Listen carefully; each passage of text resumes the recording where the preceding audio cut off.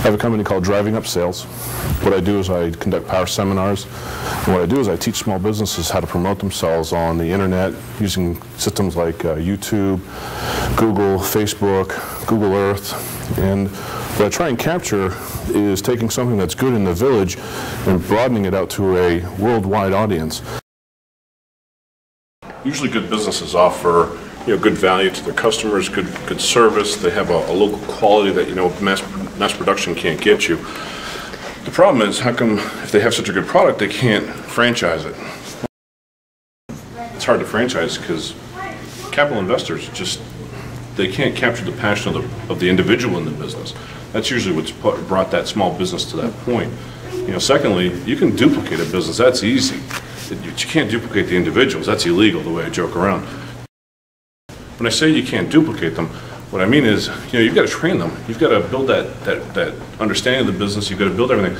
And unless you've built it from the ground up, it's almost impossible to do that. That second copy will never be as sharp as the first copy.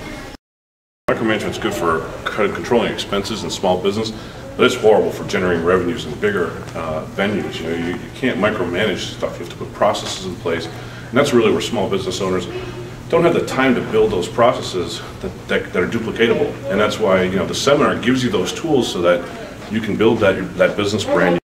The other fact is that small businesses, they don't have enough time.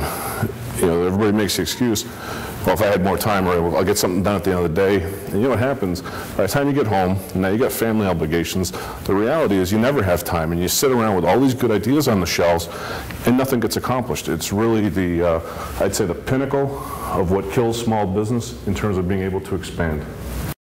I joke around about the small business chain of command. It's usually me, myself, and I.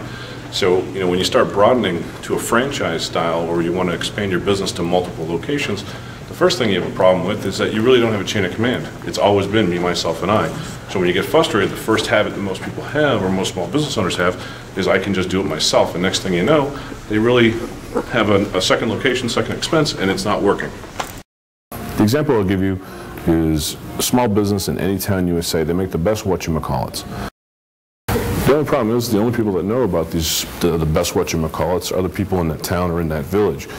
The small business owner, he wants to expand, but they don't know how to. They've looked into television, they've looked into radio, they've looked into newspapers, and the one thing they know is the advertising that they got to spend, they're going to go broke before they make any money. A lot of small businesses have told me they've already tried it. They've got a marketing campaign, they're spending more money than they can afford, and the message is getting out there. And the thing that they're frustrated by, it's making the phone ring, they're getting the emails, they're getting the web connection, but they're getting the response from the consumer or the customer that it's too far, they're not willing to drive, they're not willing to go there to do business, so it's not creating sales.